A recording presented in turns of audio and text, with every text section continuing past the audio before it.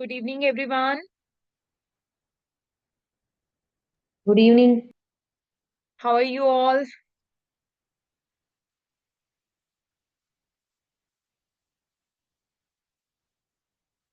So, few more students are joining now. So, before I start anything, I don't know how many of you know me. So, just a quick introduction about me. So, myself, Palak Rana, and I am an ACCA member. I am teaching ACCA from last 4.5 years with multiple institution, be it be gold, silver, as well as platinum. So, not only FR, I have been teaching from knowledge to professional level papers with multiple organization. And apart from teaching, I have experience in UK accounting as well as Indian accounting, taxation, and finance. So it's just a basic introduction about me. And before I pursue anything about FR or about our ACCA curriculum, I just want a quick introduction about you guys. And is it your first paper or have you appeared for any paper before so that I can plan accordingly, I can guide you about the subject. Nepin na ganang majambaw ka ng garam ipita. Uh, Jevich, can you mute? Okay. Okay, so is there anyone who's appearing for the first time for ACC examinations? Yes, ma'am. Yes, ma'am. Okay, Yes, ma'am. okay, three of you are appearing for the first time. Uh, and what about others? You guys can message in chat box as well if you want.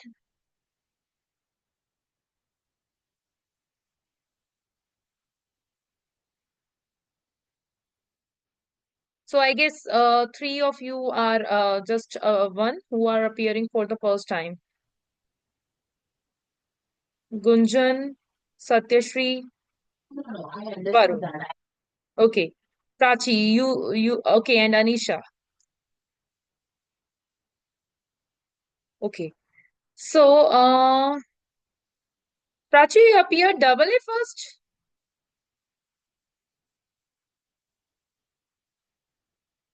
Okay.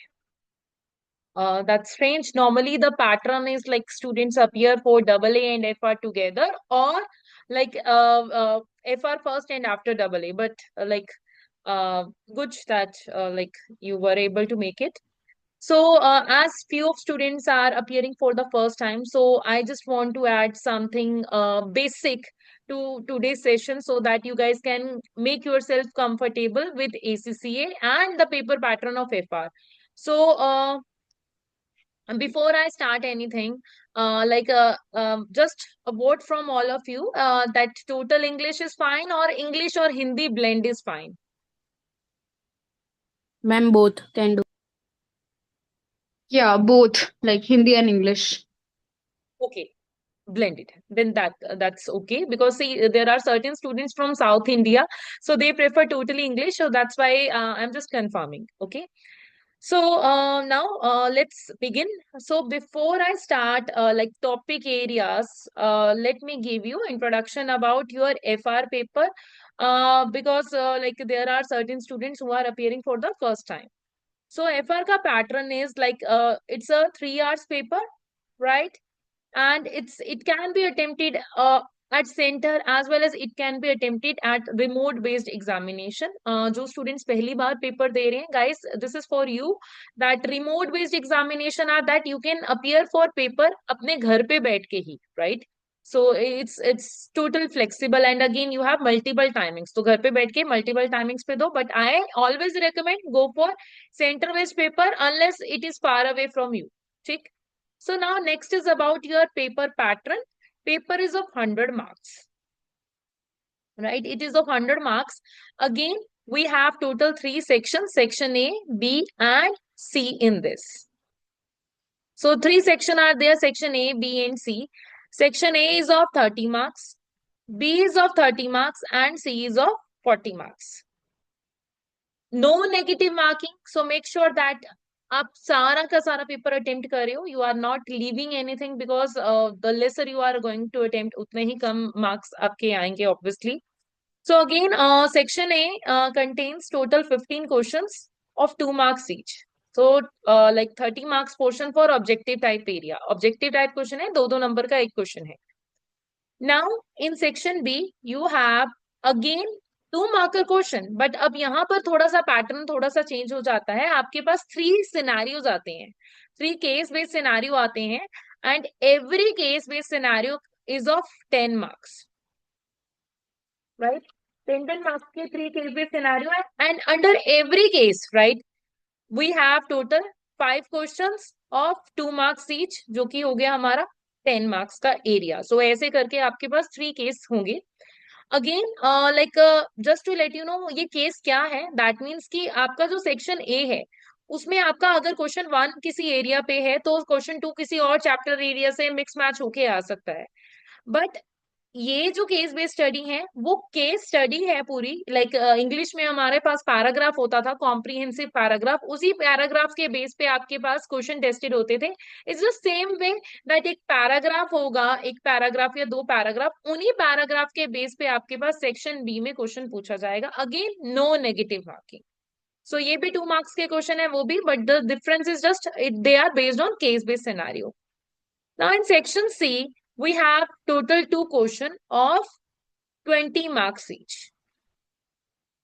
So it becomes 40 marks. और ये जो है ये लिखने वाला है, that is it's a subjective area. And FR is one of those paper in whole skill level जिसका passing percentage मेरे accordingly अच्छा है, and it is easy to pass FR if you are giving proper time and proper strategy. अब again we have certain topic इस area जो कि हमें पता ही है कि वो एफआर में आते ही आते हैं. दैट मीन्स लाइक ऑब्वियसली हम सारा पेपर करेंगे, सारा सिलेबस करेंगे, बट कुछ ऐसे सिलेबस एरियाज हैं जो we can't neglect. So make sure that like no matter like in the starting you feel थोड़ा सा different, थोड़ा सा tough, but वो areas हमने जरूर करने हैं. And again साथ साथ अपना like you know whatever we are covering in our session, because like it will be a 5-day session her week, and again 6th day या 7th day आपका Saturday either Saturday और Sunday आपका एक test day हुआ करेगा.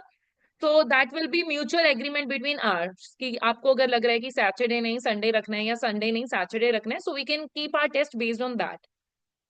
Every week test will be conducted based upon 4-5 not in first week, obviously first week में हमारा अभी इतना नहीं होगा, तो second week onwards हमारे टेस्ट स्टार्ट होंगे.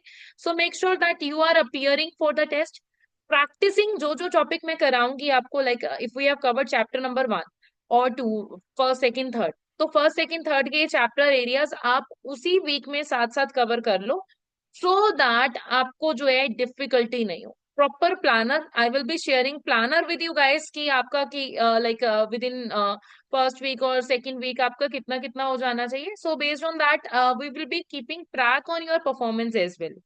And obviously you guys can connect with me or call if by any chance you will be facing any difficulty. So paper pattern wise, any doubt? No, ma'am. Okay. No, not out. Okay. Now, let me share the syllabus area, or what we can say is our book. And let me guide you something first of all before I start any topic area today, that how you have to prepare. I will be using Kaplan material in our classes. We can use Study Hub as well. मतलब बहुत बार students question करते हैं that ma'am Study Hub is an official resource, and yes, I appreciate that ACC Study Hub is official resource. But thing is that according to me, like the language of understanding should be easy, because it's not a like a cramming definition wise paper जिसमें आपको definition copy paste करना है, आपको अपना understanding level जो है बढ़ाना है. So we will be covering topic areas from Kaplan study text. Study exam kit के questions का हम अलग से session रखा करेंगे, right? So like after 15 days or like after 10 days, right? So आपके कुछ questions मैं कराऊंगी, कुछ question as a homework आपको मिलेंगे. So हम उनके अलग से session रखेंगे.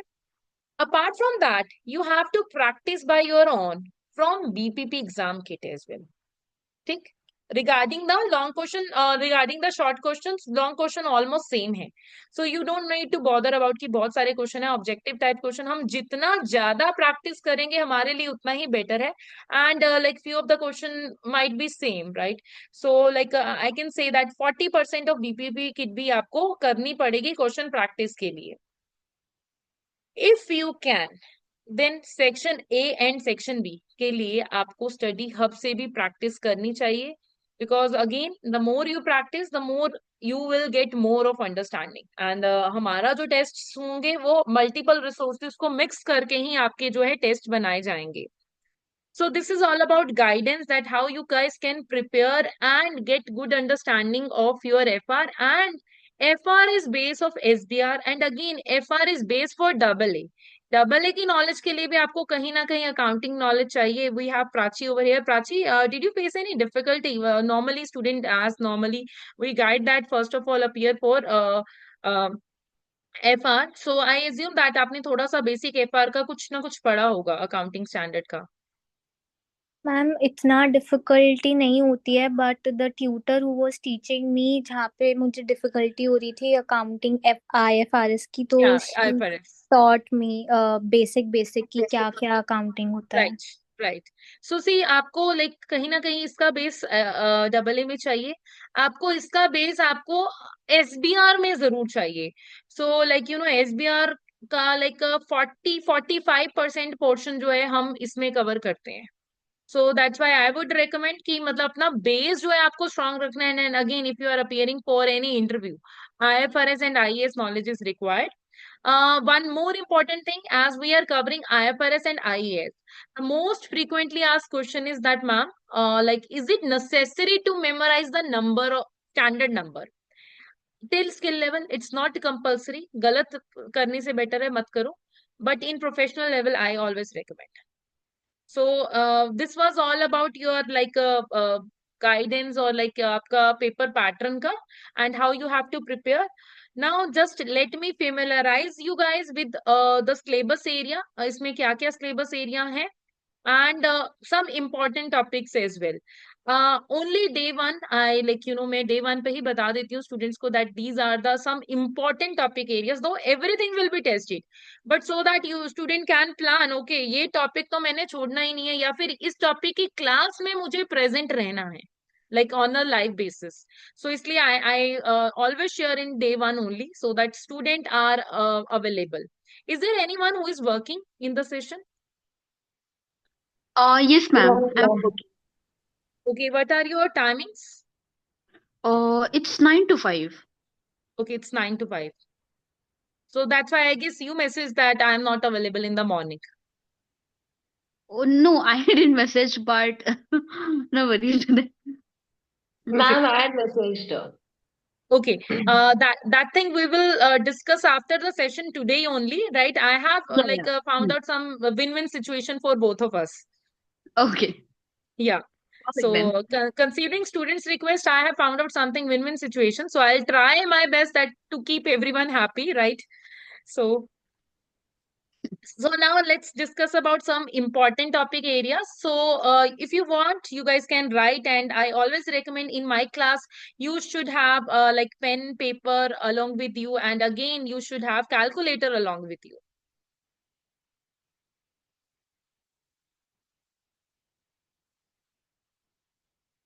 Now, if discussing about some important topic areas or like, you know,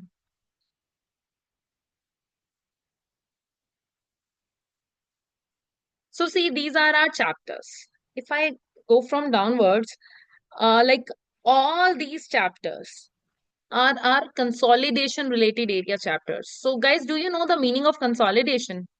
Maybe you have heard in your graduation. Yeah, we basically take the financial statement of one, like two or more companies together and show it as a one. That is as a Yeah. like it's a group kind of a thing. Yeah, it's a group. Basically, there is a parent company, there is a subsidiary company. More than obviously, there could be one or more than one subsidiary companies.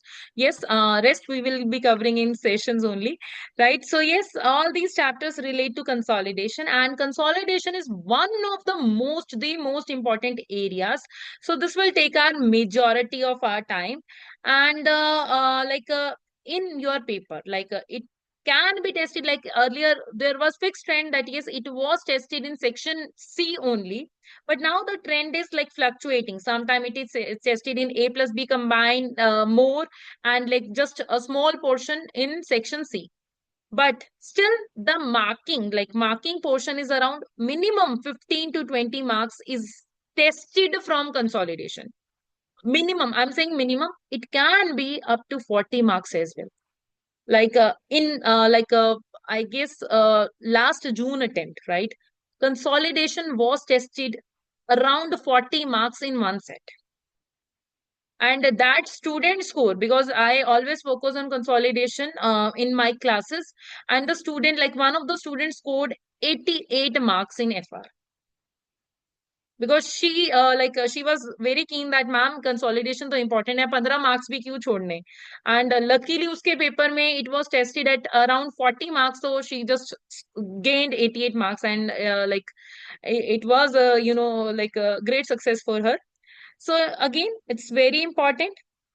Now again, there is one area which is definitely tested in your FR paper, and again it's compulsory कि वो question आएगा ही आएगा. वो क्या होता है? Single entity का question.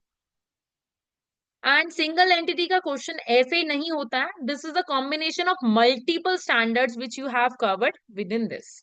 But वो पेपर का क्वेश्चन का पैटर्न फिक्स रहता है कि वो जो सेक्शन सी का क्वेश्चन आएगा उसमें आना ही आना है.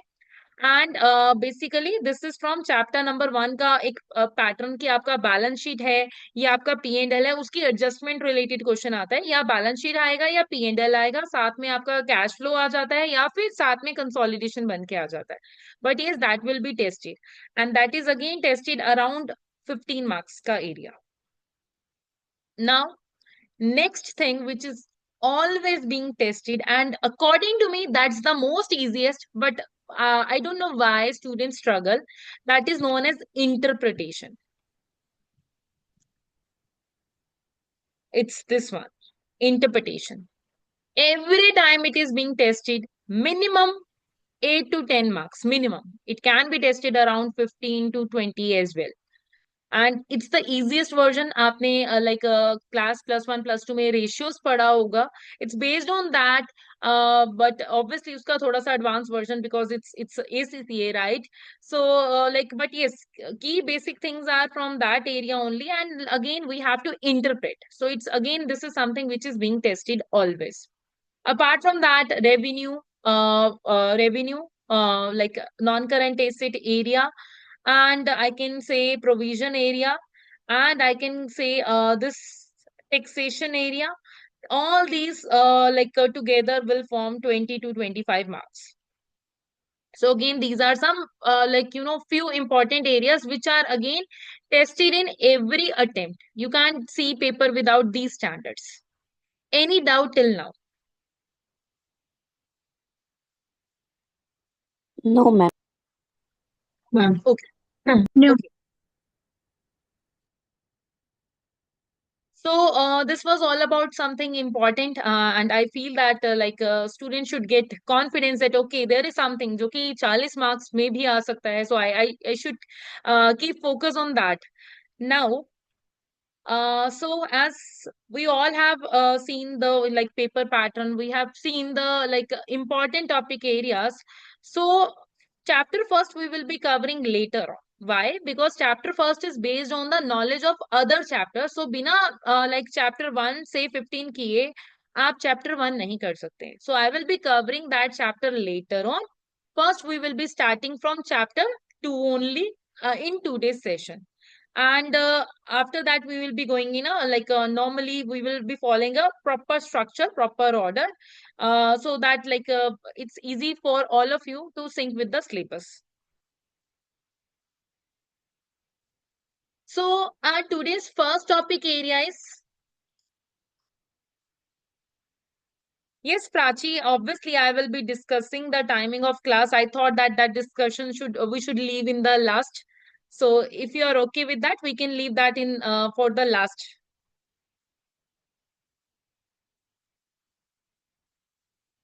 So now today we have to start with the chapter number 2, tangible non-current asset. So before I'm like explain any concept, who is gonna to tell me the meaning of tangible non-current asset? Because it's just a basic thing and I always want my student to participate.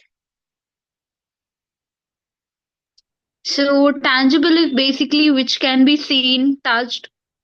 So there is a physical substance which you Yeah, can there is a see, touch, feel. yes, Yeah. physical substance. And if we are discussing about non-current asset, so can you tell me that what is the difference between current asset and non-current assets?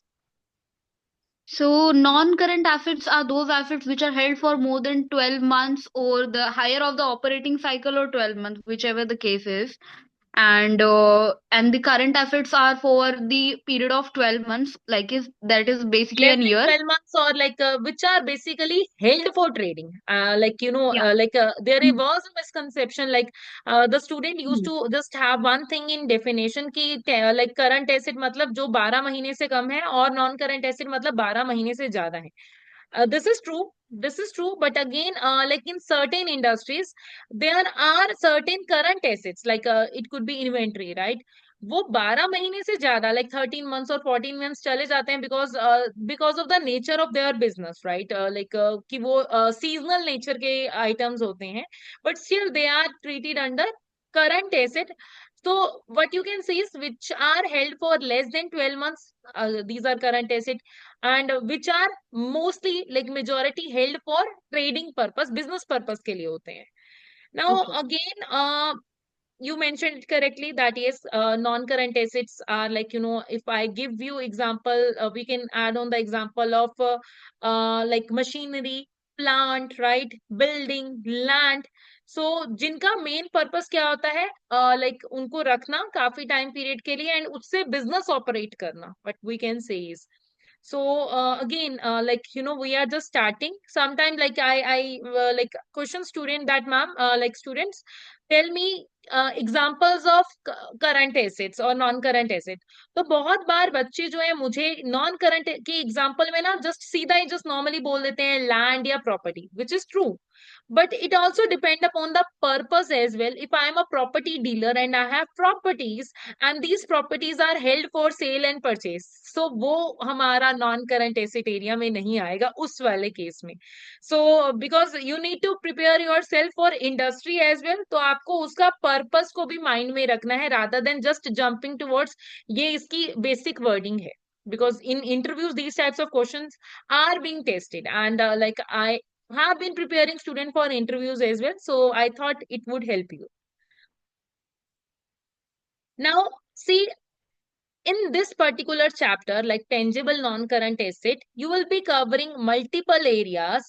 These areas include different standard. जैसे कि मैंने अभी आपको बोला कि एक particular asset को मैं डायरेक्टली ये नहीं बोल सकती कि वो कहाँ पर जाएगा. It will depend upon the purpose of that asset, कि उसको किस पर्पस के लिए लेके आया गया है, एंड उस पर्पस के बेस पे हम जो है उसके अकाउंटिंग स्टैंडर्ड जो है डिसाइड करेंगे.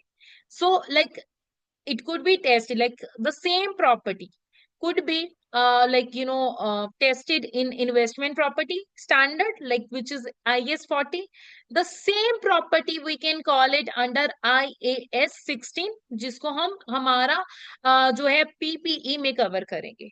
So it will depend upon the purpose, वो उस एसेट का मेन पर्पस क्या है एंड उसके बेस पे आपने उसको डिसाइड करना है कि ये कहाँ पर आएगा. You can't go directly. Is that fine? Yes. अभी के लिए maybe it would be difficult कि मैम ये क्या बोल रहे हैं. So yes see, as our curriculum is based on like IFRS.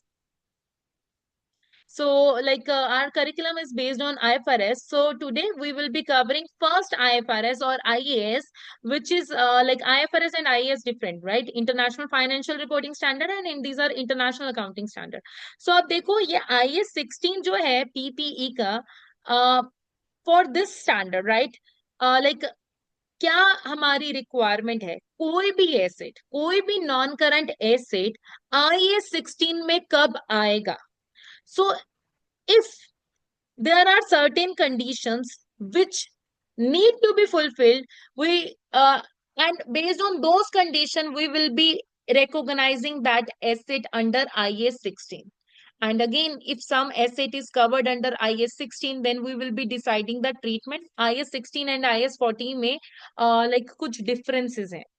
So अब देखो IAS 16 क्या है? कोई भी property, plant and equipment held by an entity for more than one accounting period, obviously it's a non-current asset, for use in the production or supply of goods and services, first thing, right, for rental to others, second thing, and for administrative purpose, third thing. So with this wording, can you get the idea कि ये क्या कह रहे हैं कि कोई ऐसा property, plant and equipment जिसको मैं अपने बिजनेस पर्पस के लिए यूज कर रही हूँ, लाइक चाहे मैं कुछ प्रोडक्शन के पर्पस में उसको यूज कर रही हूँ, चाहे मैं rental, and rental is again business, and in metro cities it's a huge business, right, या फिर उसको एडमिनिस्ट्रेटिव अपने ऑफिशियल पर्पस के लिए यूज कर रही हूँ. So all these kind of assets are covered under IAS 16. And if any asset is covered under IAS 16, we need to follow this recognition criteria. तो वो क्या कह रहे हैं कि इस an item of property, plant and equipment should be recognized as an asset if it is probable that future economic benefits associated with asset will flow to the entity, and the cost of asset can be measured reliability. So, anyone who has covered definition of asset previously, कभी कहीं पे भी?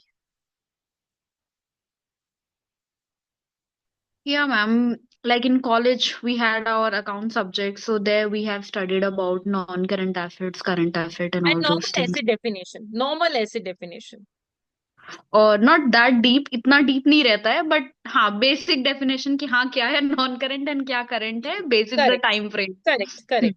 So see, if I discuss about asset की definition, इसको हम layman wording में लेके चलते हैं. I don't go for definitions, right? तो अगर मैं layman wording में चलूं, तो एक asset क्या है? कोई ऐसा asset जिससे मुझे, मतलब asset क्या है? जैसे कि cash है, right? तो मेरे पास कुछ आने वाला है, right? उस cash भी एक economic substance है. Suppose I have a phone, right? Phone is also asset. अगर मैं फोन को बेचूं, then in that case मेरे पास क्या आएंगे? पैसे. सो पैसे भी क्या है? Economic substance. सो अगर इसको लेमन वर्डिंग में चलें, तो something which will get economic benefits to us, that is asset. या सो अगर मैं इसको नॉन करंट एसेट में लेके जाऊं कि अगर मैंने उसको एसेट दिखाना है, तो कुछ ऐसा जिससे मुझे पता है, प्रोबेबिलिटी है, प्रोबेबल मीन्स कि हाँ, लाइक इन हिंदी लैंग्वेज संभावना, we can say that yes probability है दैट यस इन फ्यूचर में मेरे पास उससे बेनिफिट आएगा. कौन सा बेनिफिट? इकोनॉमिक बेनिफिट आएगा, पैसे आएंगे. एंड अब देखो, ये आएगा यानी कि एसेट बन जाएगा. अब एसेट है, सिंपल सी बात है, इन्होंने एक्चुअल में डेफिनेशन ऐसे बताई है, मुझे कभी समझ नहीं आया ये क्यों ऐसे बना रहे हैं फालतू में. सो इफ आई डिस्कस कि मुझे एसेट को अपनी फाइनेंशियल स्टेटमेंट में रिकॉग्नाइज करना है, बैलेंस शीट में हम एसेट दिखाते हैं, राइट, नॉन करंट एसेट या करंट एसेट, कोई भी एसेट है तो दिखाना है. अगर I have to show something in my balance sheet, obviously मेरे पास कोई वैल्यू होगी तभी मैं लिखूंगी उसको. बिना वैल्यू के मैं कैसे लिखूंगी? शायद तो नहीं लिख सकते. सो that means the cost of asset can be measured reliably, मतलब कि उसकी कॉस्ट, वो एसेट आपको कितने का पड़ा. ये फोन है, मुझे अपनी बैलेंस शीट में फोन दिखाना है, तो वो फोन मुझे कितने का पड़ा, मैं ये रिलायबली मेजर कर सकती हूँ. सो दैट मीन्स ये हमारा रिकॉग्नाइजेशन क्राइटेरिया है पीपीई के अंडर. बट आपको बस क्या याद रखना है कि यस, ये हमारा टेंजेबल आइटम होती हैं जिनको मैं more than one accounting period के लिए रखती हूँ. वो मैन्युफैक्चरिंग ऑफ गुड्स के लिए यूज होती हैं, एडमिनिस्ट्रेटिव पर्पस के लिए यूज होती हैं, एंड या फिर रेंटल टू अदर्स. पर्पस के लिए यूज होते हैं। अगर ये क्राइटेरिया फुल हो गया तो आप उसको IAS 16 में लेके चले जाओगे। बेसिकली इनकम अर्न करने वाला पर्पस, बिजनेस से अगेन, राइट, बिजनेस से इनकम अर्न करने वाला पर्पस तो IAS 16 में आ जाएगा। ठीक है, हमने इसको रिकॉग्नाइज तो कर लिया। अब जब आप रिकॉग्नाइजेशन करोगे, सो लाइक इस पैराग्राफ को मैं अभी के लिए 2 मिनट अगर साइड पे रखूं, सो आपने अगर इसको रिकॉग्नाइज करना है, सो रिकॉग्नाइज करने के लिए आपके पास ना एक क्राइटेरिया होता है। एक क्राइटेरिया होता है इनिशियल, एक होता है subsequent. Just to let you know today only कि 99%, आई एम सेइंग 99% केसेस में जो कि एसेट रिलेटेड केसेस हैं, initial recognization in your syllabus, okay, in initial recognization, initial means first time, पहली बार आप जब उसको रिकॉग्नाइज करने जा रहे हो, तो इनिशियल रिकॉग्नाइजेशन किस पे होगा? कॉस्ट पे। कॉस्ट मतलब वो आपको कितने का पड़ा, right, like how much you have paid for that. So cost पे इनिशियल रिकॉग्नाइजेशन होगी, चाहे वो IAS 16 में है, चाहे वो IAS 40 में है। एंड अगेन बहुत सारे स्टैंडर्ड्स हम आगे भी करेंगे। सो इस इनिशियल मतलब कि first time recognization is always on cost, and subsequent ही हमारा डिफरेंस क्रिएट करेगा कि वो IAS 16 है, वो IAS Credit card 40 है, only. So वो even कौन सा Ananda स्टैंडर्ड है। suggested on the previous call that if you can send an email to Charles regarding this, so Drupti, do you it have would any make a doubts? different impact on that. They might be so that means initial recognization हमारा होगा cost पे। अब हमने cost तो बोल दिया, but cost क्या होगा? सो ये कॉस्ट की डेफिनेशन अगेन आप बहुत सारे स्टैंडर्ड्स में कवर करोगे। कॉस्ट मीन्स वो सारे खर्चे जो कि उस एसेट को प्रेजेंट कंडीशन में, प्रेजेंट लोकेशन में लेके आने के लिए फर्स्ट इंस्टांस में जरूरी है। अगर मैं इसको बहुत ही सिंप्लीफाइड लैंग्वेज में बोलूं, इसका मीनिंग यही है कि लाइक आपको वो कितने का पड़ा पहली बार। अगर मैं एक एसी की बात कर रही हूँ, तो एसी की अगर मैं बात करूं, AC is not only AC, right, AC के साथ वो पाइप भी आता है, एसी के साथ वो मीटर भी आता है, एसी को आप फ्रेट भी पे करके लेके आए होगे। सो वो सारे खर्चे जो कि उस एसेट को, अगेन अगर मैं प्रॉपर्टी की बात करूं, प्रॉपर्टी एक बिल्डिंग नहीं है। बिल्डिंग के लिए आपने हो सकता है कि क्या कहते हैं, आपने जो भी वो मटेरियल लिया, अगेन उसके लिए आपने जो लाइक फिटिंग्स वगैरह लगाई होंगी, लाइक अगेन आपने बिल्डिंग घर बनाने के लिए हो सकता है आपने लोन भी लिया होगा। एंड अगेन ये हम किसी और स्टैंडर्ड में करने वाले हैं, बोरिंग कॉस्ट में लोन रिलेटेड बात। तो वो सारे खर्चे जो कि उस एसेट को उस प्रेजेंट लोकेशन में लेके आने के जरूरी थे फर्स्ट इंस्टेंस में, these are included in our cost, and assets are shown at cost in case of initial recognition under IAS 16. So an item of PPE should be initially measured at cost, includes all the cost involved in bringing the asset into working condition, includes the initial cost of capital such as the cost of site preparation, delivery cost भी आ जाएगा उसमें, उसमें installation cost भी आएगा, उसमें boring cost भी cover आएगा। And boring cost एक हमारा अलग से स्टैंडर्ड है which I have already mentioned you, we will be covering that standard separately. And अब हमने क्या बोला, उस एसेट को प्रेजेंट कंडीशन में, लोकेशन में लेके आने के लिए फर्स्ट इंस्टांस में जो खर्चे जरूरी थे वो हम कॉस्ट में इंक्लूड करेंगे। Now there are certain expenses which are recurring in nature. जैसे कि अगर सपोज करो कोई मशीनरी है, मशीन लेके आए हैं, तो मशीन तो ले आए, मशीन में हर महीने हर हफ्ते आपका फ्यूल लगता है। मशीन को चलाने के लिए आपने स्टाफ रखा हुआ है and you are training them on a regular basis. So ये सारे expenses we can't capitalize. Capitalize का मतलब क्या होता है? उसको एसेट दिखाना। दैट मीन्स उसको आपने एसेट में नहीं दिखाना। रूटीन रेकरिंग जो खर्चे नॉर्मली होते ही रहने हैं बार बार, और like on a routine basis. So yes, ये सारे खर्चे इंक्लूड होंगे, बट यस एक्सपेंसेस वाले खर्चे, राइट, रूटीन पर्पस वाले खर्चे are to be written off. Written off मतलब कि इसको P&L में एक्सपेंस दिखाएंगे, हम खर्चा दिखाएंगे, इसको हम कैपिटलाइज नहीं करेंगे, मतलब एसेट नहीं दिखाएंगे। Now they have mention something else as well, dismantling cost. Dismantling क्या होता है? अब देखो एक छोटी सी एग्जांपल बताती हूँ। लाइक आप में से किस किस को याद है कि एक Chandrayaan like type of like जो हमारा था वो लॉन्च हुआ था कुछ साल पहले, आई गेस साल 1.5 साल पहले? You guys remember? Yes, ma'am. Yes. मैंने एक स्पेसिफिकली Yeah. चंद्रयान इसलिए एग्जांपल लिया क्योंकि देखो ऐसे वाले प्रोजेक्ट्स जो हैं लॉन्च होते हैं, और इन ऐसे वाले प्रोजेक्ट्स के लिए हमें एक स्पेस अलग से चाहिए होती है, एंड लाइक कुछ ऐसा लोकेशन चाहिए होता है जो कि उसी प्रोजेक्ट के लिए बनता है, राइट? जस्ट एक स्पेसिफिकली एग्जांपल इसलिए मैंने लिया।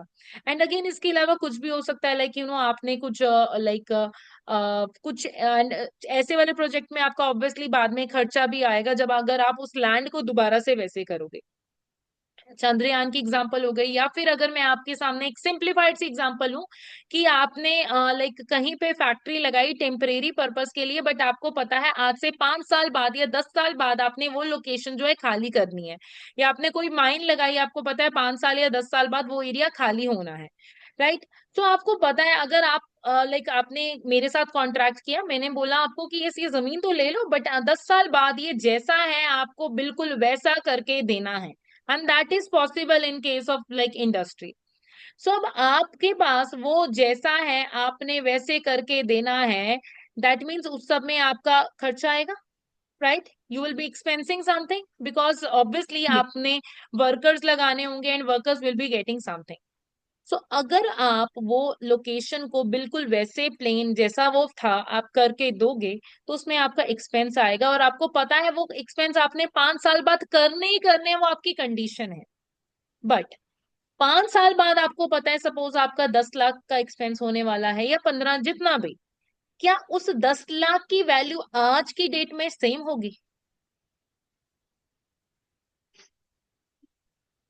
वो कम होगी अगर मतलब आज अगर देखना चाहे तो। लाइक आज से 10 साल बाद का 10 साल बाद लगाया हुआ 10 लाख की वैल्यू आज के डेट में कुछ और होगी, राइट?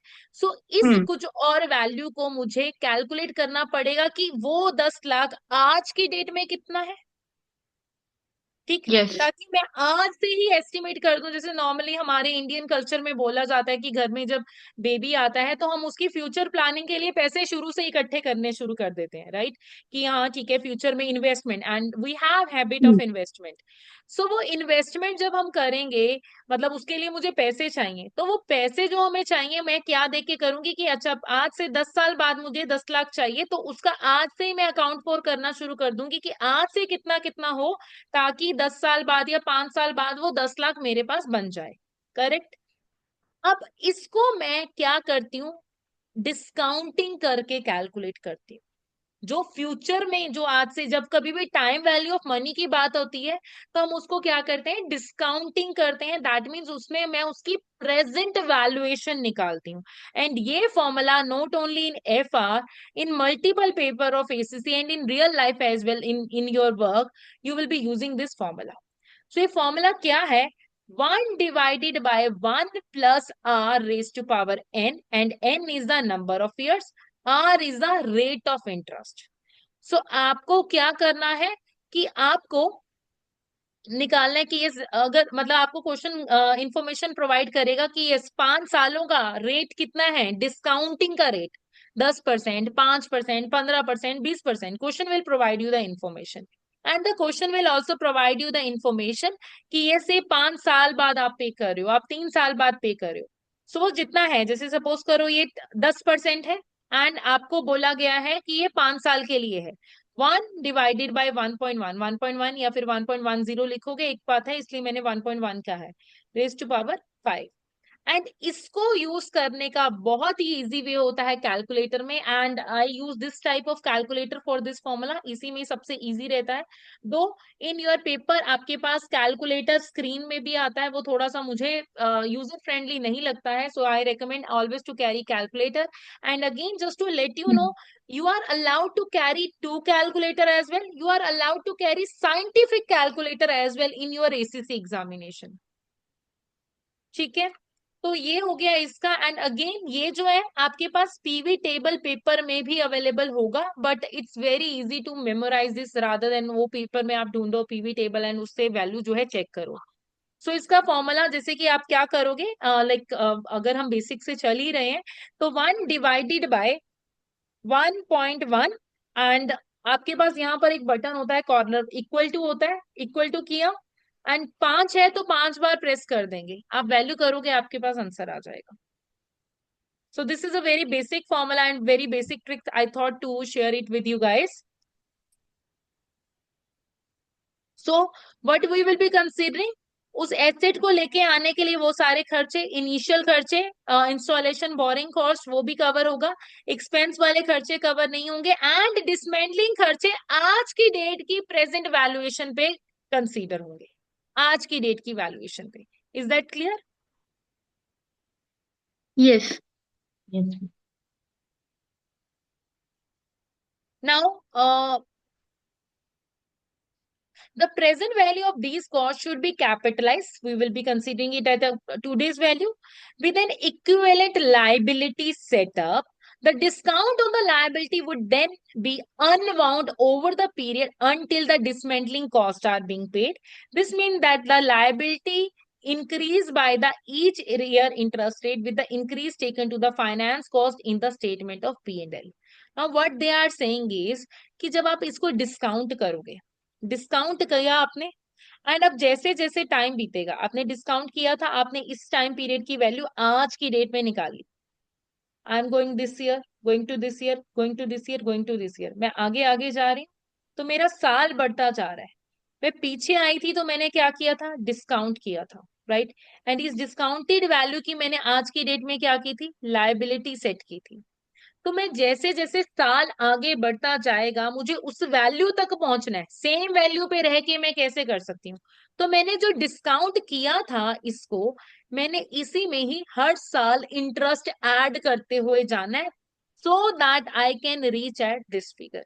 सो सपोज करो अगर मैंने यहाँ पर, मैं एक डमी फिगर ले रही हूँ so that's why it could be wrong. So suppose करो कि मैंने यहाँ पर डिस्काउंट करते करते 7 लाख पे आ गई, तो 7 लाख प्लस 10%, फिर ये 7.7 लाख हो गया, plus 10% for upcoming years, plus 10% for upcoming year, plus 10% for upcoming year. ऐसे कर करके आप जो है 5th year, 10th year, whatever your year is, आप अपनी वैल्यू पे पहुंच जाओगे.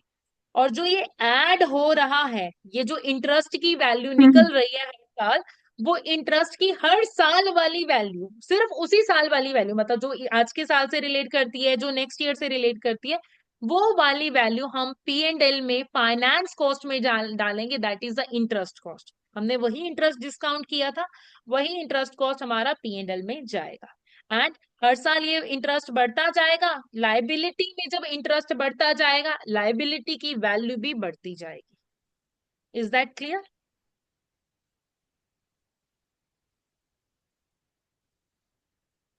Yes, ma'am. Yes, Anisha, I'll explain it once again. So what I was saying is, आपको क्या करना है, आपने आज की डेट में इसको डिस्काउंट किया, आपने 10 लाख का इंतजाम करना है. Just consider it basic that is you have to arrange 10 lakh for future. तो आपको 10 लाख का इंतजाम करना है आज से 5 साल के लिए. आप क्या करोगे, आज के दिन में इसको पहले बैक लेके आए, फिर उसके बाद ईयर एंड हुआ, राइट आपका ठीक है. 10% का डिस्काउंट रेट था. सपोज इट इज सपोज कि आपकी वैल्यू है 7 लाख, 10% रेट चल रहा है, आपने 10% इसमें ऐड किया, यानी कि इस साल के दिस पीरियड आपकी क्लोजिंग वैल्यू 7.7 लाख हो गई. ये आपकी वैल्यू टोटल लायबिलिटी इस साल की होगी. ये वाले टाइम पीरियड में तो लायबिलिटी टोटल 7 लाख थी, इस टाइम पीरियड में लायबिलिटी बढ़ के 7.7 लाख हो गई एंड ये जो 70,000 आपका इंटरेस्ट है वो P&L में जाएगा. अगेन फिर ये 7.7 लाख के ऊपर आप अगेन 10% ऐड करोगे एंड ये जो 10% आपने ऐड किया है ये P&L में आपका इंटरेस्ट जाएगा एंड ये न्यू वाली जो लायबिलिटी ऑब्वियसली आपकी बैलेंस शीट में जाएगी. ऐसे ऐसे करके we will be reaching at our like final value in the last year, जो भी हमारा ईयर हमें बोला गया है. Now is that fine Anisha? Okay, dear. So now let's share one example for this, right? Let's have a look. So now what they are saying is, if an oil rig was built in the sea, the cost to be capitalized is likely to include in the cost of constructing the asset and the present value of the cost of dismantling it.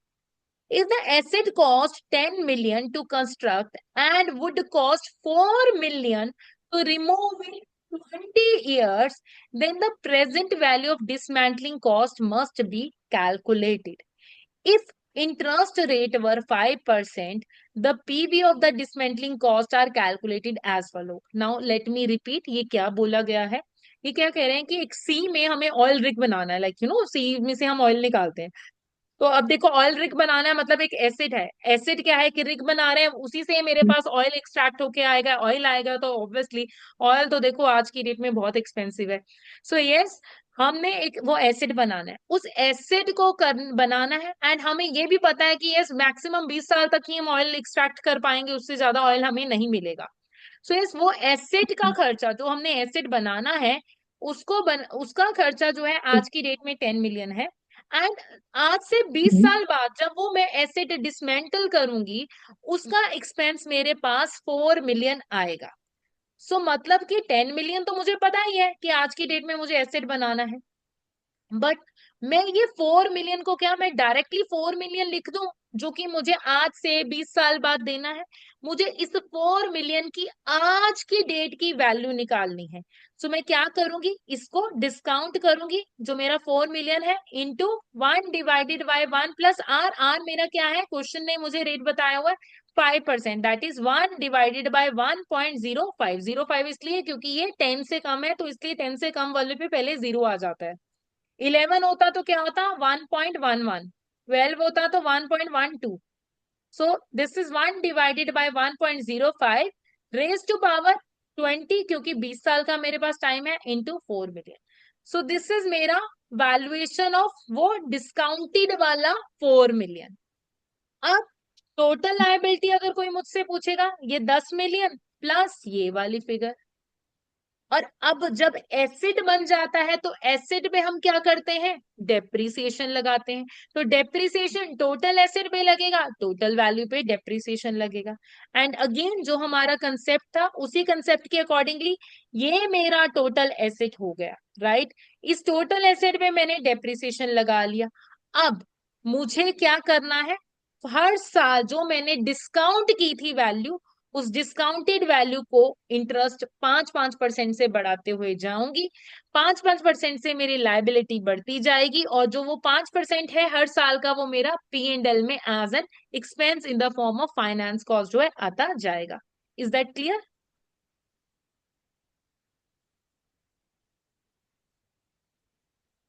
Yes, ma'am. Now Yes, ma'am. if it is clear, then let's do a TYU1. So TYU1, an entity started the construction on a building for its own use. On 1st April 2007 and incurred the following cost. Now, ये सारे हमने कुछ खर्चे किए. Now, the following information is also relevant. Material cost was greater than anticipated. On investigation, it was found that material costing 10 million have been spoiled and therefore wasted. खराब हो गया, इसलिए वो वेस्ट हो गया. A further 15 million was incurred on material as a result of faulty design. So इसके कारण मुझे क्या करना पड़ा, और 15 मिलियन का मटेरियल जो है लेना पड़ा, just because of this faulty design. As a result of these problems, work on the building ceased fortnight during October 2017. Okay, so and this is estimate the approximate of 9 million of labor cost relate to this period. तो इस सब के कारण हमने अक्टूबर में ही हमारा काम रुक गया, एंड ये 9 मिलियन जो है जो लेबर कॉस्ट है इस वाले टाइम पीरियड से रिलेटेड है. Building was completed on 1st July and occupied on 1st September 2008. Now, before I discuss this, एक बेसिक से बात मैं पूछना चाहूंगी जो कि हम क्लास +1 +2 में सीखते हैं. हम डेप्रिसिएशन कब से स्टार्ट करते हैं?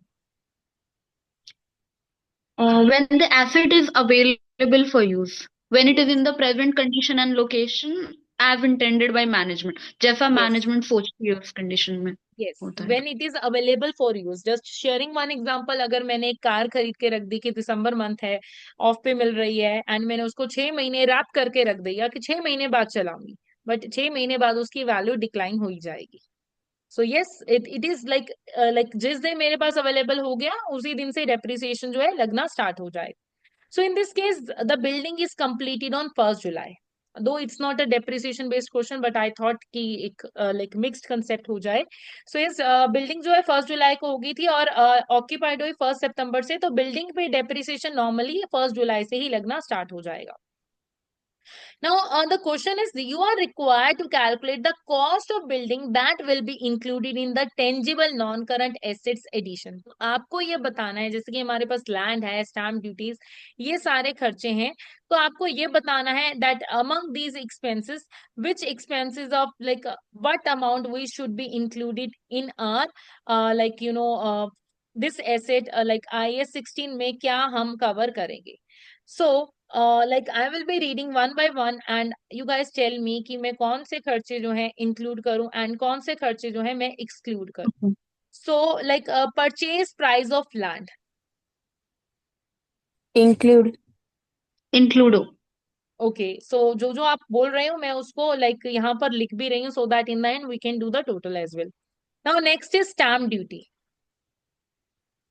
Include. Include. Next is legal fees. Registration fees जैसी होती है. Include. Now site preparation and clearance. Include. Yes, include. Include. Materials. Yes, Include. include होगा. Okay, But Sarah. कुछ adjustment है उसका तो. But Yes. yeah, there is an adjustment of material. Yes, so adjustment है. ये क्या बोला गया है, एक तो मटेरियल का वैसे मेरा देखो क्या है 1,00,000 बेसिकली यहाँ पर 1000 है. सो 1,00,000 का मेरा टोटल मटेरियल था. उसके अलावा मुझे क्या बोला गया है कि मटेरियल कॉस्ट मेरे को ज्यादा लगी. हमने जब इन्वेस्टिगेशन किया तो हमने देखा कि इसकी मटेरियल जो है 10 मिलियन का तो खराब ही हो चुका है. उसके अलावा हमारा 15 मिलियन हमने इसके कारण और एक्स्ट्रा लिया क्वालिटी डिजाइन के कारण. सो अब आप ये बताओ कि कितना मुझे एक्सक्लूड करना है. 25.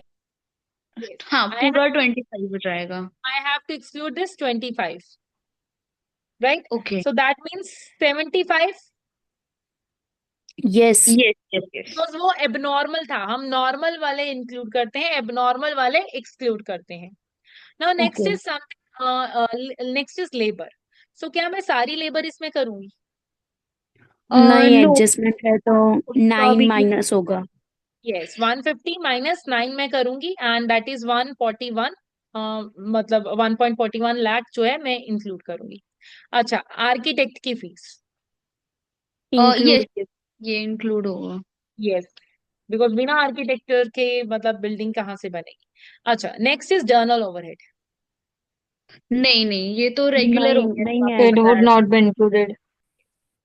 सो ऑल दिस लाइक इसका टोटल नहीं कर रही हूँ मैं. All this will be covered under like this my building का एक्सपेंस और लाइक मैं इसको एज अ कैपिटलाइज करूंगी. Is that clear? Yes. Okay. Now next is हमारा सब्सिक्वेंट एक्सपेंडिचर. सो सब्सिक्वेंट में मुझे मतलब बाद में अगर कोई खर्च हुए, सब्सिक्वेंट एक्सपेंडिचर मतलब बाद में होने वाले खर्चे. सो देखो, इनिशियल वाले खर्चे तो हमने ऑलमोस्ट सिर्फ यही जो P&L वाले इंकर होने वाले हैं उनको छोड़ा था. बाकी उसके अलावा हमने सब के सब जो है कैपिटलाइज किए. अब ऐसा नहीं है कि बाद में होने वाले खर्चे कैपिटलाइज नहीं हो सकते. बाद में मीन्स से 2 साल बाद या 3 साल बाद वो कैपिटलाइज नहीं हो सकते हैं. वो कब कैपिटलाइज होते हैं? बाद के खर्चे. अगर बाद में सपोज करो मैंने अपना घर बनाया आज से 5 साल पहले एंड आज मुझे लग रहा है कि आजकल मॉडर्न डिजाइन आ रहे हैं, तो मैंने अपना घर या अपनी बिल्डिंग बनाई कुछ मॉडर्न टेक्निक के कारण एंड मुझे लगा कि उस मॉडर्न टेक्निक के कारण मेरी वैल्यूएशन बढ़ गई घर की, प्रॉपर्टी की. या फिर एक बेसिक्स एग्जांपल लेती हूँ, मेरा कोचिंग सेंटर है, राइट? सो आज की डेट में मेरे कोचिंग सेंटर की कैपेसिटी है कि मेरे पास फर्स्ट फ्लोर तक है एंड उसमें 100 स्टूडेंट तक की बैठने की कैपेसिटी है. मैंने नई बिल्डिंग नहीं खरीदी, मैंने उसी बिल्डिंग के ऊपर आई थॉट कि अच्छा चल रहा है, एडमिशंस आ रही हैं, लेट्स कंस्ट्रक्ट 1 और 2 more फ्लोर्स, जिसके कारण ज्यादा बच्चों की सीटिंग कैपेसिटी बढ़ जाए। अब नया फ्लोर बनाया, 2 साल बाद बनाया, 3 साल बाद बनाया, बट उससे क्या हो रहा है? परफॉर्मेंस बढ़ रही है या फिर मतलब आपकी जो आउट इनफ्लो अर्निंग होगी वो कैपेसिटी। बढ़ जाएगी। Yes, future earning, economic benefit बढ़ रहा है। Enhance यस, अर्निंग कैपेसिटी बढ़ रही है अगेन। या फिर सपोज करो, कई बार ऐसे होता है, हमने एक कार ली है ना, तो कार में थोड़ा सा चेंजेस करके कोई मशीनरी ली, कई बार ऐसे होता है कि हमें लगता है हमारी मशीनरी खराब होने लगी है, एंड बट हम जाते हैं शॉप पे एंड वो कहते हैं कि यस आप ना थोड़ा सा इसमें सर्विस करा लो, 2-3 साल और चल जाएगी, राइट? या फिर वो अभी रुक रुक के चल रही है, बाद में थोड़ा और बेटर हो जाएगी। मतलब कि एक तो उसकी परफॉर्मेंस बढ़ रही है, एक उसकी अर्निंग कैपेसिटी बढ़ रही है, या उसकी लाइफ बढ़ रही है। बाद में होने वाले खर्चे अगर ये क्राइटेरिया फुलफिल कर जाएं, तो उनको भी हम कैपिटलाइज कर देते हैं। ठीक है? या तो इकोनॉमिक बेनिफिट बढ़ रहा है, दैट इज हमारी अर्निंग कैपेसिटी, या उसकी लाइफ बढ़ रही है, या उसकी प्रोडक्टिविटी, प्रोडक्टिविटी अगेन मेरी अर्निंग कैपेसिटी ही है। सो वो क्या हो जाएगा, मेरा कैपिटलाइज हो जाएगा, यानी कि एसेट में इंक्लूड होगा। या फिर next, it relates to overhaul or requires major inspection of the asset. The cost associated with this should be capitalized and depreciated over the time until the next overhaul or safety inspection. अब ये क्या कह रहे हैं? देखो, just take the example of aeroplane, and overall का खर्चा normally planes में ही होता है। सो हमें पता है प्लेन एक ऐसा है, like you know something which is based in the service industry, and अगर प्लेन थोड़ा सा ऊपर नीचे हो गया तो हमारी जिंदगी ऊपर नीचे हो जाएगी, राइट? सो इसलिए उसका सेफ्टी इंस्पेक्शन चेक करना जरूरी है कि ये आफ्टर एवरी 6 मंथ्स, और जो भी हमारे बीच में टाइम पीरियड डिसाइड होता है, या फिर आफ्टर 1 ईयर, कि वो सही से चल रहा है या नहीं। और ऐसे एसेट, लाइक ठीक है कार भी रिस्की है, बट प्लेन जैसे एसेट ज्यादा रिस्की है, ट्रेन जैसे एसेट ज्यादा रिस्की है। तो ऐसे एसेट्स का मुझे इंस्पेक्शन कराना जरूरी, कंपल्सरी है। सो अगर ये ओवरऑल का खर्चा है, वो ओवरऑल इसी से ही लिंक्ड ही होता है, या फिर सेफ्टी इंस्पेक्शन खर्चा है, ठीक, वो खर्चा जो कि होना ही होना है, हमें पता ही है, हर साल या 2 साल बाद या 5 साल बाद, जो भी मतलब उस एसेट का क्राइटेरिया, जैसे ट्रेन के केस में 5 साल या 3 साल होता है। सो वो खर्चे को भी मैं कैपिटलाइज करूंगी। हर 3 साल बाद मुझे पता है ये ओवरऑल का खर्चा होना है, तो ये 3 सालों के लिए कैपिटलाइज होगा, मतलब इस साल कर दिया और इसको 3 सालों में डेप्रिशिएट करना है। फिर इसके बाद यहाँ पर हुआ, 3 साल बाद दोबारा होना है, यहाँ पर कर दिया। So for that period I will be depreciating, मतलब उसका डेप्रिसिएशन मैं उसी पीरियड में डिवाइड करूंगी। Is that clear? Yes. Yes ma'am. कोई डाउट है? You guys can ask me again.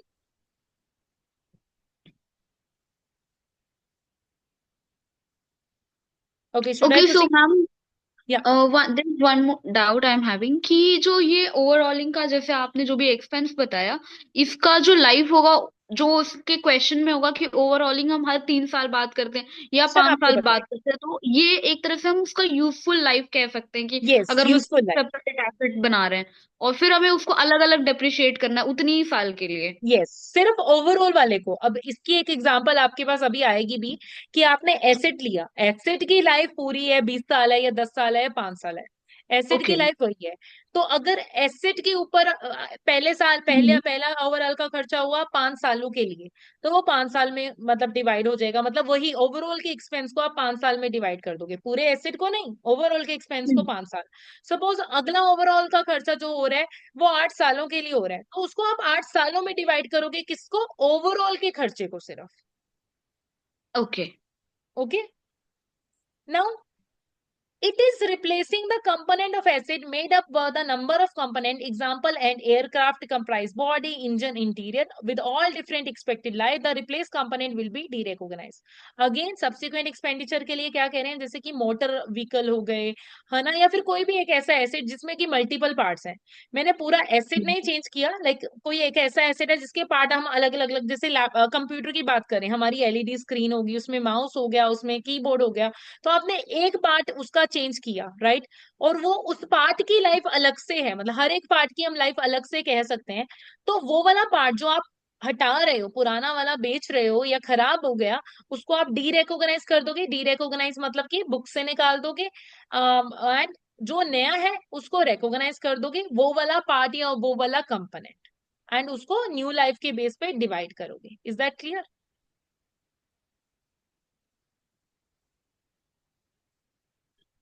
Yes, ma'am. Now all other subsequent expenditure, मतलब ये सारा क्राइटेरिया चाहिए हमें, मतलब इनमें से ये वाली कंडीशंस अगर हो रही हैं तो आप कर दोगे कैपिटलाइज। अगर इसके अलावा कोई भी बाद में होने वाला खर्चा है उसको आपने क्या करना है, नॉर्मली पी एंड एल में एक्सपेंस कर देना है। कोई भी रिपेयर है, मतलब कुछ भी है जिससे मुझे पता है इकोनॉमिक बेनिफिट नहीं आने वाला है, जैसे सपोज करो मैंने पेंट करा लिया, मेंटेन, आपके पास एक वर्ड यूज होता है, एक होता है economic capacity enhance, earning capacity enhance. तो वो अगर इनहांस वर्ड है तो वो इनहांस वर्ड तो जाएगा कैपिटलाइज। अगर वो है earning capacity maintain, useful life maintain, जो भी उसका मेंटेन वर्ड आ गया आपका, तो वो क्या हो गया हमारा, हमारा पी एंड एल में expense out. Is that clear? Yes. तो इसी के रिगार्डिंगली हम इलस्ट्रेशन देखते हैं। सो इलस्ट्रेशन मुझे क्या कह रही है, a piece of machinery has an annual service costing of 10,000. During the most recent service, it was decided to replace the part of the engine, meaning that it will work faster and produce more units of product per hour. The cost of the replacement part is 20,000. तो इस expenditure को मैं asset मानूंगी या expense मानूंगी? देखो ये क्या है, annual service. तो एनुअल सर्विस को मैंने क्या करना है, एनुअल हर साल होनी ही है, तो जो हर साल होना है मैं क्या करूंगी, उसको पी एंड एल में P डालूंगी। expense out. बट साथ में और मुझे किसी और एक्सपेंस के बारे में क्या बोला हुआ है कि उससे मुझे क्या होगा, लाइक उसकी प्रोडक्टिविटी बढ़ेगी, कोई कैपेसिटी बढ़ेगी, तो उस खर्चे को मैं क्या करूंगी, मेरा नॉन करंट एसेट में कैपिटलाइज कर दूंगी। फ्यूचर इकोनॉमिक बेनिफिट मिल रहा है, so I will be capitalising that. Is that clear? Yes. Now next is regarding the depreciation. So अगर मैं बात करूं डेप्रिसिएशन की, तो डेप्रिसिएशन की अगर एक बहुत सिंपल सी बात करूं, मेरा अगर एसेट है 10,000 का है, मैं अभी डेफिनेशन पे नहीं जा रही हूँ, मैं वर्डिंग्स पे जा रही हूँ। सो अगर मेरा एसेट जो है 10,000 का है और मुझे पता है वो 10,000 का एसेट मुझे 5 साल चलने वाला है, तो दैट मीन्स मैं अपने एसेट को 5 साल में डिवाइड करूंगी, मतलब कि मैं उसके खर्चे को डिवाइड कर रही हूँ। लाइक ऐसा होता है ना कि हम कोई एसेट खरीद कुछ भी लेके आए एंड लाइक आपको घर में पेरेंट्स से डांट पड़ गई, तो आप बोलोगे नहीं नहीं मैं तो इसको 5 साल यूज करने वाला हूँ, और इसका खर्चा देखा जाए तो हर साल का इतना इतना कोई बेसिक सा है, एक बेसिक इंडियन लैंग्वेज, राइट? सो डेप्रिसिएशन कुछ नहीं है, मैं अपने एसेट की डेप्रिशिएबल अमाउंट मतलब कि उसकी वैल्यू को मैं डिवाइड कर रही हूँ उसकी लाइफ पीरियड के अंदर, दैट इज जस्ट डेप्रिशिएशन। मतलब उस एसेट से होने वाले बेनिफिट को मैं उसकी लाइफ में डिवाइड कर रही हूँ। सो अब उससे होने वाले बेनिफिट, अब जरूरी नहीं है कि एसेट मैंने 10,000 का खरीदा तो उससे मुझे लाइफ में 10,000 के ही बेनिफिट मिलेंगे। Maybe like you know there is a term known as residual value, कि जब अगर मैं उस एसेट को बेचूंगी मुझे फ्यूचर में बेनिफिट लाइक क्या मिलेगा, या उसकी उस टाइम पे वैल्यू कितने की रह जाएगी, दैट इज नोन एज मेरी रेजिडुअल वैल्यू। सो मैंने अपने एसेट की टोटल वैल्यू में से, मतलब जो उसकी अमाउंट है उसमें से डेप्रिशिएट ये रेजिडुअल वैल्यू जो है लेस करनी होती है, राइट? कॉस्ट माइनस उसका रेजिडुअल वैल्यू, जो बची हुई वैल्यू, यानी कि डेप्रिशिएबल अमाउंट निकल जाएगी, मतलब पूरा लाइफ टाइम में वो मुझे कितना बेनिफिट देने वाला है वो हम कैलकुलेट कर लेंगे, एंड उसको उसकी लाइफ के ऊपर 10 साल है, 5 साल है, 2 साल है, उसमें डिवाइड कर देंगे। एंड डेप्रिसिएशन मैं कब से करूंगी, जिस दिन या तो एसेट अवेलेबल फॉर यूज है या फिर हमने खुद से यूज कर लिया, राइट? चाहे मैं उसको यूज नहीं भी कर रही हूँ फिर भी डेप्रिसिएशन लगेगा, अगर वो उस कंडीशन में है, अगर मैं उसको यूज कर पाऊं। एंड डेप्रिसिएशन के आपके पास मेथड्स होते हैं SLM, WDV and machine hours. अभी तक कुछ पूछना हो? No. No, ma'am. No, ma'am. All clear.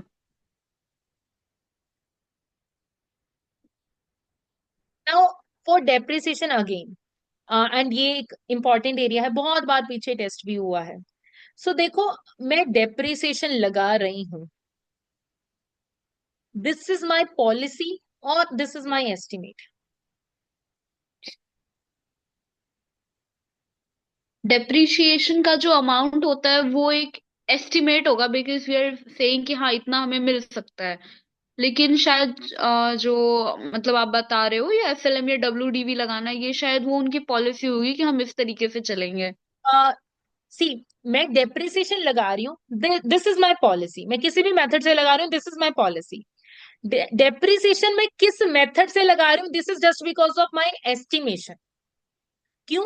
क्योंकि देखो, मैं स्ट्रेट लाइन मेथड में लगा रही हूँ, मतलब कि मेरा एस्टिमेट ये है कि मुझे लगता है उस एसेट से मुझे फ्यूचर में लाइक हर साल इक्वल इक्वल बेनिफिट आने वाला है। So that's why I am charging depreciation equally equally. But अगर मैं रिटर्न डाउन लगा रही हूँ, मेरा एस्टिमेशन ये है कि कोई एक ऐसा एसेट है जो कि स्टार्टिंग में ज्यादा चलेगा, स्टार्टिंग में मुझे ज्यादा बेनिफिट देगा एंड धीरे धीरे धीरे कम बेनिफिट देगा। तो इसीलिए डब्ल्यूडीवी मेथड में क्या होता है कि स्टार्टिंग में हम ज्यादा डेप्रिसिएशन लगाते हैं, धीरे धीरे धीरे धीरे डेप्रिसिएशन कम होता जाता है। एसेट कभी नील नहीं होता, बट डेप्रिसिएशन धीरे धीरे कम होता जाता है। So this is how we calculate depreciation with different methods. So if someone asks you कि depreciation क्या है, depreciation लगाना is a policy, depreciation method is in your estimation. So change from one method to another method, like straight line से WDV या WDV से straight line आना allowed है, right? बस इससे क्या होना चाहिए कि आपका अकाउंटिंग पॉलिसी में चेंज नहीं होना चाहिए, बिकॉज पॉलिसी में चेंज थोड़ा सा हमारा लाइक मोर कॉम्प्लेक्स एरिया हो जाता है। डेप्रिसिएशन मेथड जो है आपका एस्टिमेशन है। So change from one method to another is allowed. Obviously it's permissible only on the ground that new method will give fairer presentation of the results of the financial position. So वैसे भी हम ये changes इसीलिए करेंगे क्योंकि अगर हमें कुछ बेटर लग रहा होगा, कुछ ऐसा लग रहा होगा कि उसके कारण कुछ चीजें जो है चेंज होने वाली हैं, and does not constitute a change in accounting policy. इसको चेंज करना अकाउंटिंग पॉलिसी चेंज करना नहीं होता, इसको चेंज करना अकाउंटिंग एस्टिमेशन करना होता है। One thing and the next thing which is important, अब देखो आपने एक एसेट, और एंड ये होता है, आप एक वर्ड होता है रीवैल्यू, और हम रिवैल्यूएशन का कंसेप्ट भी करेंगे हमारे क्लासेस में। सो सपोज करो आपने, आपकी फैमिली ने एक प्रॉपर्टी आज से 10 साल पहले 20 साल पहले ली थी। वो प्रॉपर्टी उस टाइम, सपोज करो मैं वर्डिंग ले रही हूँ 10K की, आज की डेट पे वो प्रॉपर्टी, चाहे देखो हम डेप्रिसिएशन भी करते रहते हैं राइट, वो बिल्डिंग ली थी वो 10,000 की थी, आज की डेट में टाइम पीरियड बढ़ा और प्रॉपर्टी जैसे एसेट्स की वैल्यूएशन बढ़ती है, सो वो एसेट की वैल्यूएशन जो है बढ़ गई या कम हो गई, कोई भी मतलब बढ़ गया या कम हो गया, कोई भी केस है। सो अब जब वो डेप्रिसिएशन आज की डेट में लगेगा, वो डेप्रिसिएशन न्यू अमाउंट पे लगेगा, right? One thing, and by any chance if you revalue, या फिर आप क्योंकि हम ये जो है हर साल असेस करते रहते हैं, और आपने जब असेस किया उसकी या तो लाइफ भी चेंज हुई या नहीं भी हुई, आपका जो भी डेप्रिसिएशन है कब लगता है, कैरिंग अमाउंट के ऊपर लगता है, न्यू कैरिंग अमाउंट पे। कैरिंग अमाउंट मतलब जिस अमाउंट पे एसेट को हम अपनी फाइनेंशियल स्टेटमेंट में शो करते हैं, एंड कैसे लगता है, like over the period of new life, carrying amount over the period of new life, अगर बाय चांस उसकी यूजफुल लाइफ में चेंजेस हुई हैं। एंड अगर कोई एक ऐसा एसेट है जो कि डिफरेंट डिफरेंट कंपोनेंट से बना हुआ है, और वो कंपोनेंट्स अलग हो सकते हैं, उनकी लाइफ भी अलग अलग सेग्रीगेट हो सकती है, तो ऑब्वियसली फिर उसके कंपोनेंट्स को अलग अलग लाइफ के बेस पे डेप्रिसिएशन किया जाए। जैसे कि कोई मशीनरी है, उसका इंजन है, वो जल्दी खराब हो जाएगा रादर देन उसकी बॉडी, तो इंजन को अलग वैल्यूएशन पे डेप्रिशिएट करो और पूरे एसेट को अलग वैल्यू पे करो, so that I can arrange for the like a new asset, और मैं उसके लिए मतलब अकाउंट फॉर कर सकूं कि अच्छा ये जाएगा ये आएगा, तो मेरे पास प्रॉपर डिटेल होनी चाहिए। Anything till now? No, ma'am. Ma'am, No. now an asset cost 10,000, 1 lakh and has expected useful life of 10 years. The purchaser intend to use the asset for 6 years, at which point its expected residual value will be 40,000 at current price. तो अब देखो कोई एक asset है जो कि 1 लाख का था और उसकी लाइफ कितनी थी, 10 साल की, और बट मेरा, जैसे कि हम एक बात करते हैं लैपटॉप्स की, राइट। ऑल्दो नॉर्मली लैपटॉप्स के केस में क्या बोला जाता है कि इसकी लाइफ 3 साल है, बट ये हम like normally Indian families use it for good 5 years और like 10 years may be, right.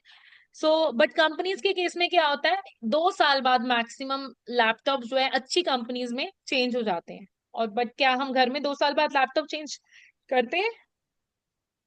No. ठीक है। No. अब सपोज करो ये एक ऐसा एसेट है, लैपटॉप है ये, जो कि 10 साल तक चलता रहेगा, उसकी लाइफ 10 years है, बट परचेजर कह रहा है कि मैंने इसको 6 साल ही यूज करना है, तो मतलब कि मैं डेप्रिसिएशन कितने टाइम पीरियड में लगाऊंगी?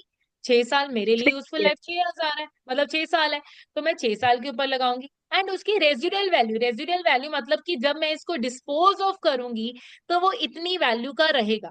सो मतलब कि मैं क्या कर रही हूँ, 1 लाख, राइट, 1 लाख माइनस 40 के, यानी कि मेरे लिए उसकी यूजफुल वैल्यू कितनी है, डेप्रिशिएबल अमाउंट कितनी है, 60,000 है। और इसको मैं डिवाइड कितने टाइम पीरियड के लिए करूंगी, जितना टाइम पीरियड वो एसेट मुझे लाइक बेनिफिट देने वाला है। Is that clear? Yes. Yes, ma'am. Yes. Now next is review of useful life and residual value. ये वैसे हम अभी बात कर ही चुके हैं कि हर एसेट की रिव्यू लाइक उसकी यूजफुल लाइफ जो है हम जो है रिव्यू करेंगे, राइट। लाइक यू नो कि कोई भी एसेट है, हर ईयर के एंड में मैं उसकी वैल्यू चेक करूंगी और यूजफुल लाइफ भी चेक करूंगी कि कहीं उसकी वैल्यू कम ज्यादा हो रही है, एंड क्या उसका टाइम पीरियड कम ज्यादा हो रहा है जिसमें वो मुझे इकोनॉमिक बेनिफिट देने वाला है। So this is what we will be checking at each year end. Now, let's just discuss this example. So, an entity purchased an asset for 20,000 on 1st January 2003. SLM depreciation of 5,000 per annum has been charged, assuming that 4-year useful life with no residual value. All of you know the meaning for like SLM method, straight line method. Yes, ma'am. Yes, ma'am. Straight line मतलब कि हर साल equal depreciation लगना, या percentage base पे होता है या फिर डिवाइड करते हैं हम लाइफ से।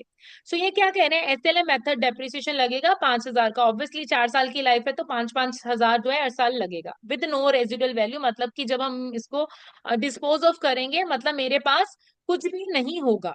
सो this is what they are saying about this asset.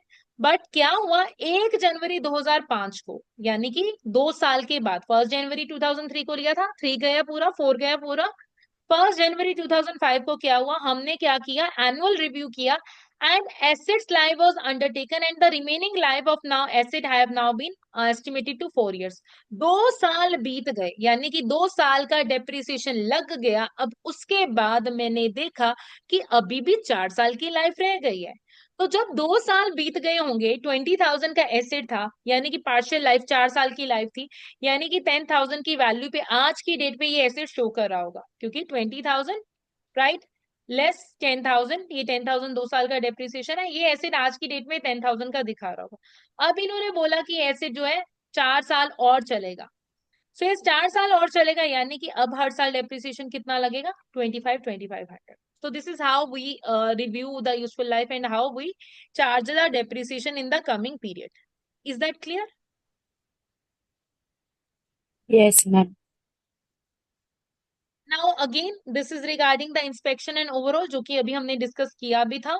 So yes, inspection और ओवरऑल का खर्चा वैसे हम एक्सपेंस आउट करते हैं, but yes according to IAS 16 का अगर क्राइटेरिया फुलफिल हो जाए तो मैं इसको सेपरेट कंपोनेंट मानती हूँ, एंड फिर उसको डेप्रिशिएट करती हूँ over the useful life of that overall, मतलब कि वो ओवरऑल जितना टाइम पीरियड मुझे बेनिफिट देने वाला है उतने टाइम पीरियड में मैं ओवरऑल के खर्चे को अलग से दिखाती हूँ। So where there is a case, the depreciated over the useful life until the next inspection or next overall is due. अगले overall तक मैं इसको depreciate करके चलती हूँ। So now let's have this illustration. Entity purchase an aircraft that is expected to have a useful life of 20 years with no residual value. मेरा एक aircraft है, मैंने उसको खरीदा, उसकी लाइफ, एयरक्राफ्ट की लाइफ जो है 20 साल है। Aircraft requires substantial overall at the end of year 5, 10 and 15. Aircraft cost 25 million and 5 million over the figure of this figure and estimated to be attributable to economic benefit that are restored by the overhauls. In the year 6, the cost of the overhaul is estimated to be 6 million. So अब ये क्या कह रहे हैं, ये जो aircraft है इसके लिए हमें क्या चाहिए, ओवरऑल का खर्चा चाहिए, और वो कब कब होगा, 5th ईयर के बाद में, 10th ईयर के बाद में एंड 15 ईयर के बाद में, मतलब हर 5-5 साल की ड्यूरेशन में ये ओवरऑल होगा। ठीक है, अब एयरक्राफ्ट का खर्चा जो है 25 मिलियन है, जिसमें से 5 मिलियन तो क्या है, वही ओवरऑल से रिलेट है। 6th ईयर में क्या हुआ, ओवरऑल जो हुआ, अगला ओवरऑल का खर्चा हुआ 6 मिलियन। तो अगर मैं इसको डायग्रामेटिकली आपको बताऊं, सो व्हाट इट इज कि आपने पहली गो में खर्चा किया 25 मिलियन, राइट। ये 25 में से जो 5 मिलियन है ये तो है हमारा ओवरऑल से। तो अगर मैं एसेट की वैल्यू बात करूं तो ये है 20 मिलियन, और ये जो 20 मिलियन एसेट की वैल्यू है ये तो चलेगी 20 ईयर्स, और जो ये 5 मिलियन है ये चलेगा 5 ईयर्स। सो अगर मुझे डेप्रिसिएशन निकालना है 1 to 5 ईयर का, एक तो ये 20 मिलियन डिवाइडेड बाय 20 ईयर्स, तो एक तो आ गया ये 1 मिलियन का, प्लस ये जो 5 मिलियन है ये भी मुझे 5 साल बेनिफिट देने वाला है, तो ये भी आ गया 1 मिलियन। तो यानी कि 1 to 5 ईयर में तो मेरा डेप्रिसिएशन जो होगा 2 मिलियन का होगा। बट अब अगर मैं बात करूं ईयर 6 to 10, इस 6 to 10 में मेरा ओवरऑल का एक्सपेंस कितना है, 6 मिलियन। बट अगेन बेनिफिट कितने सालों के लिए है, 5 सालों के लिए, क्योंकि पहला 5th ईयर में हुआ, फिर 10th में, 15th में, तो ये बेनिफिट कितना मिल रहा है, 5 ईयर्स। सो यानी कि कितना आ गया, 1.2। और एसेट तो सेम ही है, हर साल 1 मिलियन का डेप्रिसिएशन लग रहा है पूरे 20 सालों में। सो यानी कि 1 मिलियन हर साल का एसेट का है, यानी कि 2.2 जो है हमारा 6 to 10 में हर साल का डेप्रिसिएशन होगा। Is that clear? Yes. Any doubt? Ma'am can you please explain this part again, जहाँ पे आपने ओवरऑल का बताया कि first will calculate the depreciation for 5 years for like on the overall part. Let me explain the whole one again. देखो ये क्या कह रहे हैं कि मेरा एक एसेट है जो कि 25 मिलियन का है, फर्स्ट गो में मैंने पहली बार मैंने 25 मिलियन एक्सपेंस आउट किया, एंड इस 25 मिलियन में मेरे पास 5 मिलियन जो है किससे रिलेट है, ओवरऑल से रिलेटेड है। ओवरऑल का बेनिफिट मुझे कब कब कब होना है, 5th 10th एंड 15 ईयर में मैंने ओवरऑल का एक्सपेंस आउट करना है, मतलब कि हर 5 साल बाद मुझे ये एक्सपेंस करना है। दैट मीन्स इसका मुझे बेनिफिट कितना कितने साल के लिए, 5-5 साल के लिए ही है।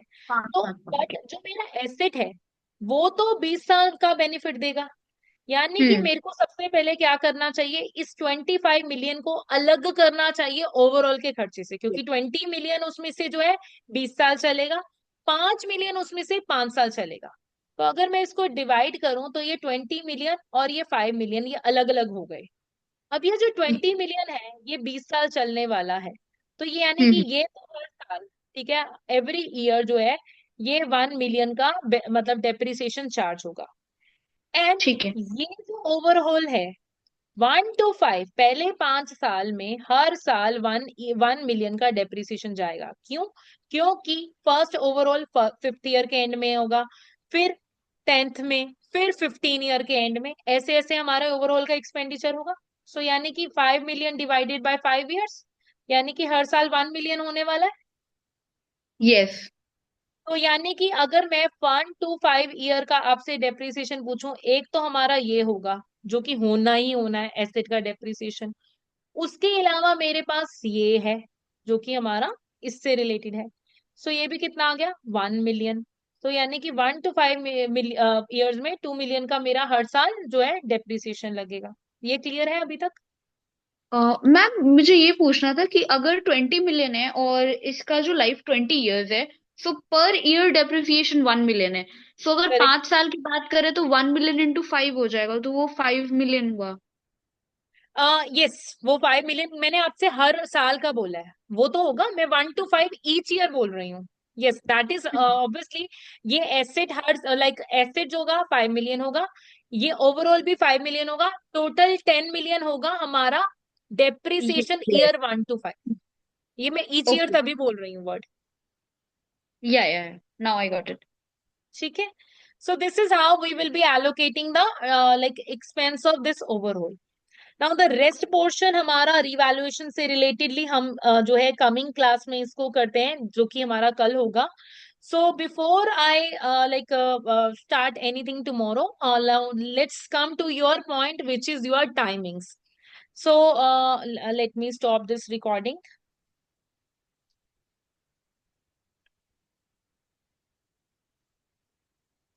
just a minute।